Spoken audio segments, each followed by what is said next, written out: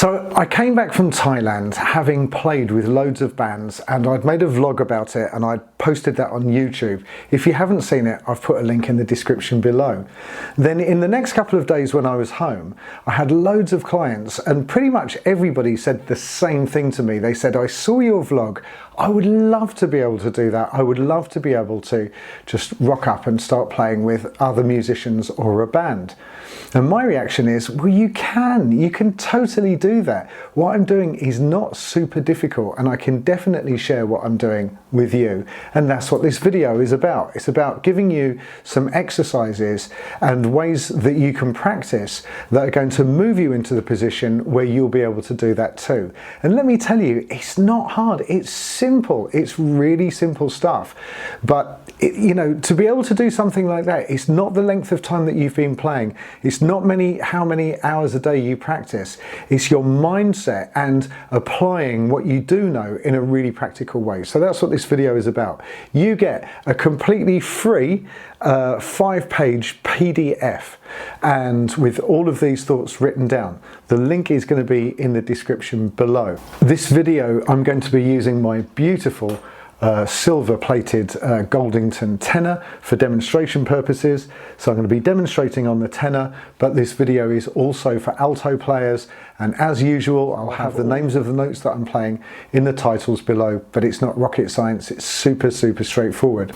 Not only that, there's a free giveaway, because one of the things that you absolutely must have if you want any chance of being able to play with a band is that you must have your 12 major scales down. If you don't, and they happen to be in a key that you're not familiar with, there's nothing that you can do unless you're that one in every 500 million people that can just kind of, you know, get through it. But for the 99.999% of everybody, you're going to have to know your 12 major scales. And the free giveaway is that we've still got some iReal Pro codes, and for everybody that downloads one of my major scale courses on saxmadesimple.com and sends me an email that says iReal Jam, right, to Lyndon at saxmadesimple.com, and again, all of that will be in the description. You get a free iReal Pro code, which is worth $20, 20 US dollars or more. So it's a very good deal. So there's lots of good things in this video. Let's dive in. Let's have a look at the video. So let's have a look at the paperwork rather. So how to practice to develop the skills that you'll need to jam. Anyone can jam if you have a strategy or a plan. That's one of the most important things. You've got to be able to have some ideas of what it is that you're going to say on your saxophone. You can't just rock up and do whatever. I mean, you can maybe, but this is a much better, stronger strategy.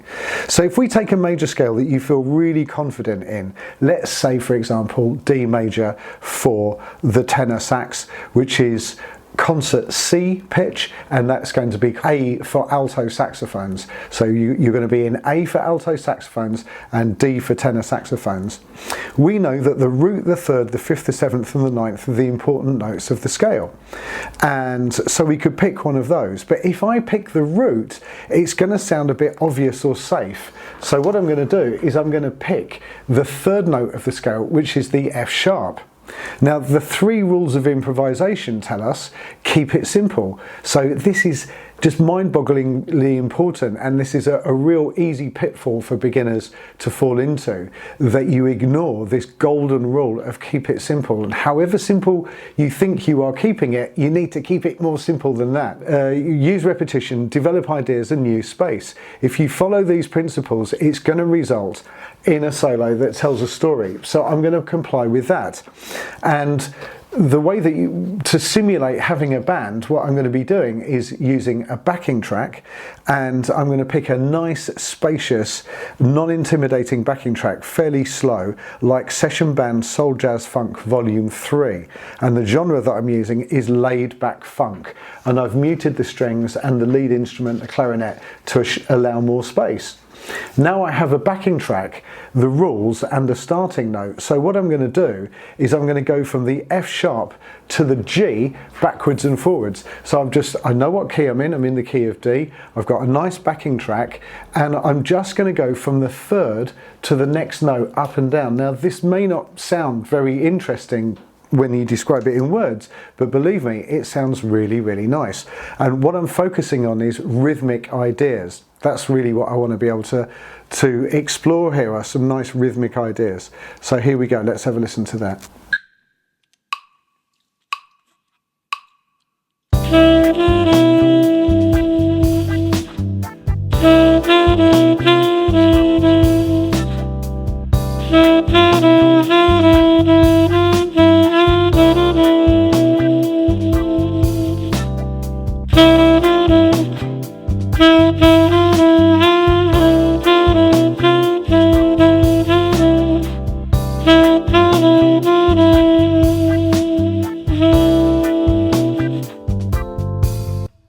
So I could spend some time, I've strongly advised that you spend some time just doing that, being really disciplined and just playing around with those two notes. By the way, if you could please subscribe, hit the subscribe button, that just really helps the channel. It doesn't cost you anything at all, but it really helps this channel. And the more you help the channel, the healthier the channel becomes, then the more free tutorials I can put on YouTube, which is really what I want to be spending my time doing. So please hit the subscribe button and I'll be so grateful. Thank you. Now on the sheet it says, after doing that for a while, I'll expand or develop the idea by exploring the notes either side of those two notes and see what phrases emerge. So I'm just using F sharp and G, but now I'm going to allow myself to go one note beyond, which is the A, and one note below, which is, well actually I'm going to go to the E. Yeah, one note down the scale, which is the E. And things to avoid, right? Doing too much too soon. That is the number one thing when I'm working with people. They're just trying too hard, doing too much. You want to explore those two notes really thoroughly before adding more. And ignoring the backing track is the other big kind of mistake that beginners make, because they're so focused on the notes that they forget about the backing track. And you don't want to be in the scenario where the backing track is playing and you're playing and there's no connection. Listen carefully and use its rhythm to help shape your ideas. So I'm just going to take that initial idea, F sharp to G, and then I'm going to play around with notes either side, and I'm going to stick to the backing track. Have a listen.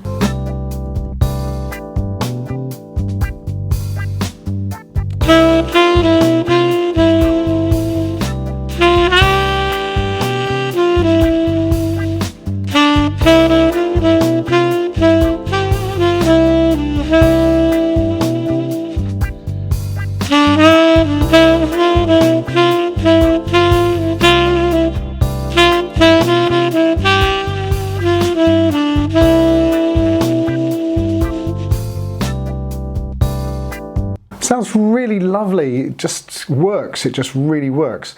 So now I've got a general kind of strategy, which is starting on one of the chord tones and going to the next note along. And the PDF says next I'll try the same process using another chord tone, the fifth, which in this case for tenor sax is the A. I'll move from A to B playing just those two notes. This will sound really lovely, especially if I pay attention to the rhythm, and then I'll repeat and develop the idea. So I'm going to do exactly the same thing, but starting on an A. And I started on F sharp with the octave key on for no particularly good reason. I'm going to drop the octave key for this, but I can play it with or without the octave key. It's up to me. So fifth to sixth, really.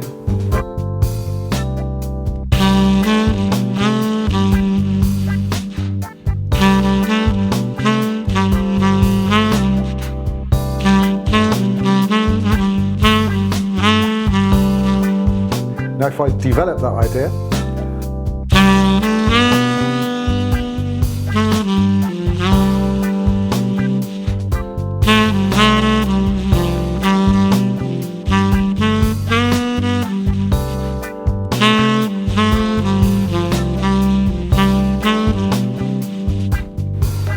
still essentially exactly the same idea, going from the fifth to the next note along, and then just developing the idea.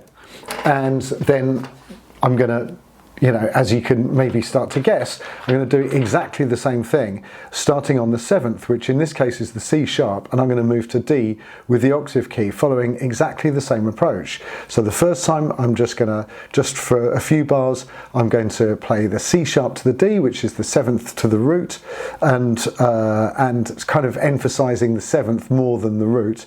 And then I'm going to repeat and develop that idea. So let's have a listen, see what that sounds like.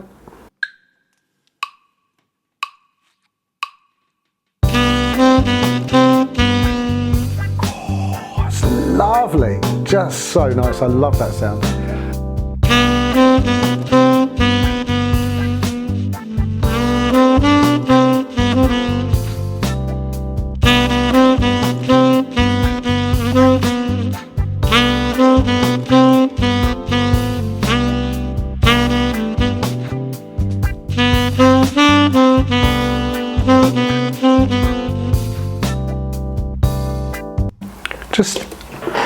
I know people take the mickey out of me because I say it sounds gorgeous, but it does. It sounds really, really lovely. And this would work. If you rocked up to a band and you started doing things like that, it would totally work.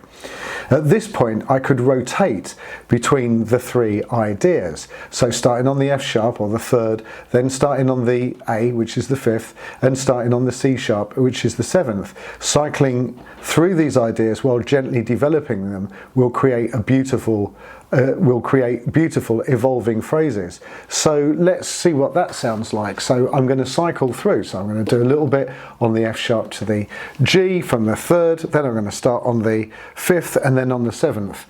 Let's see how that sounds.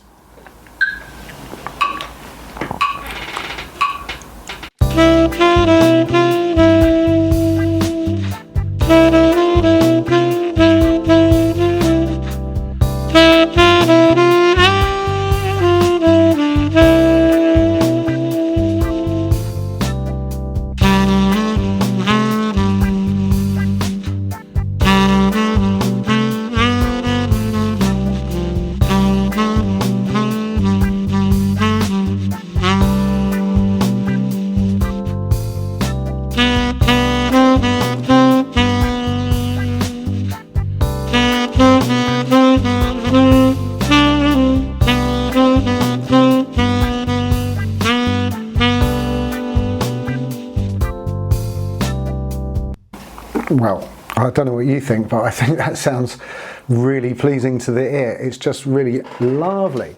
So what it says on the sheet is, so far we've worked with the chord tones, which is a really good strategy. But we could also explore the scale. Instead of starting on the root, I could begin on the E and run up to the F sharp. So specifically, let's have a listen to what that sounds like out of context.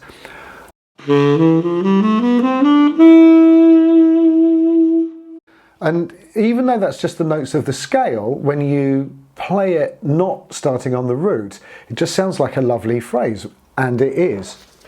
This sounds gorgeous, but why? Because I'm starting on the ninth, which is a chord tone, the E, and landing on the third, which is the F sharp, and that creates a naturally musical sound. So let's see what that sounds like if I put that to the backing track.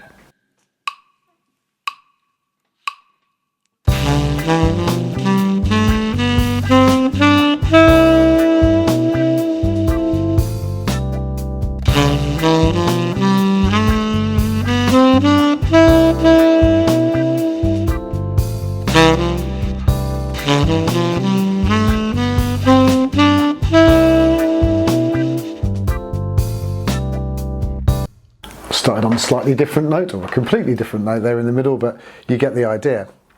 So now I have four fundamental ideas and I can rotate between them, and this is an excellent way to practice your scales, as it connects the dry process of simply running up and down them and turns it into something expressive and beautiful. It makes practicing in other keys more fun and engaging, and it prepares you to jam in a live situation. Now imagine if you could do this in all 12 keys, you'd become a much more robust saxophonist, always ready for a jamming situation. So let's put those 4 ideas together. I'm going to start off with the scale idea, and then I'm going to play the starting on the chord tones idea, and listen to how nice it sounds now. So look, I've rocked up with the band, they've got a little groove going on. I work out what key I'm in, which is something we should talk about afterwards. And they go, "Go on, mate, have a little blow." So I go, yeah, nice. So look.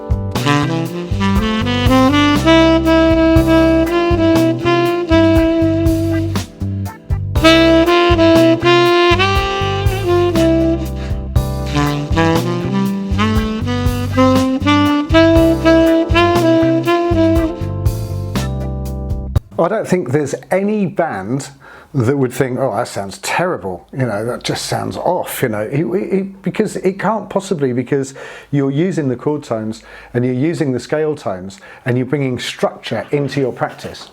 So it says on the last sheet, you could also apply this approach to minor scales and other tonalities.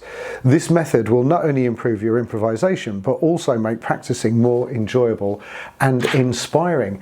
And it does. And all of my clients, this is why my clients stay with me for years and years and years, because they love their saxophone lessons, because they have loads of fun, they expand their potential on what they can do with the saxophone, and they notice growth, and they do that in a happy way without making it terribly boring. Now, one of the things that you would need to know if you were going to do this with a band is you need to know what key you're going to be in, and there's a number of ways that you can do that. I've made a whole video about how to identify by ear what key you're in, and just the boiled down nutshell of that is that you're going to play a note, and if that note fits, you're going to keep it, and if it doesn't, you're going to reject it, and if you keep it and then you play another note which also fits, now you've got 2 notes that are working well together, and that reduces the amount of keys that it could possibly be in, and you just work out what key it's in based on what notes sound really nice. If you have a look at my vlog video, you'll see that I have a little blow beforehand and just adjust, and I can quickly work out what key I'm in.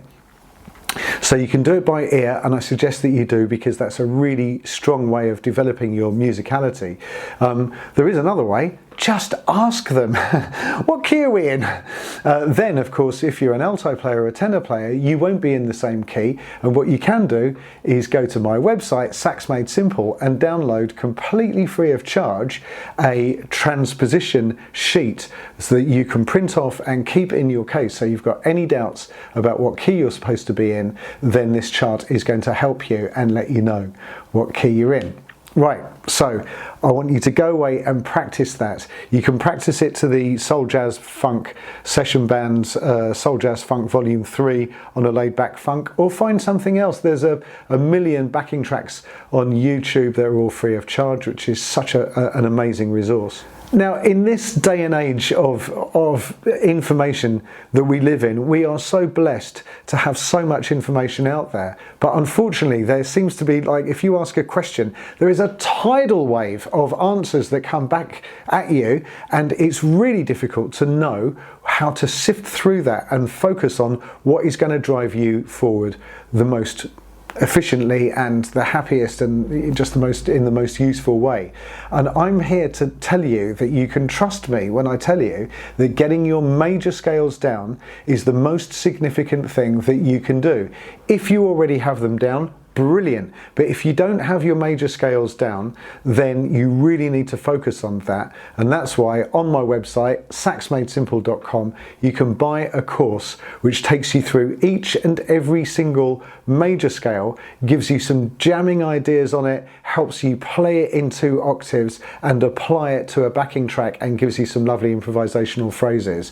It's a £30 course, and for that you get 13 videos. It's over 3 hours of tuition for £30, bearing in mind I charge £50 an hour at the moment.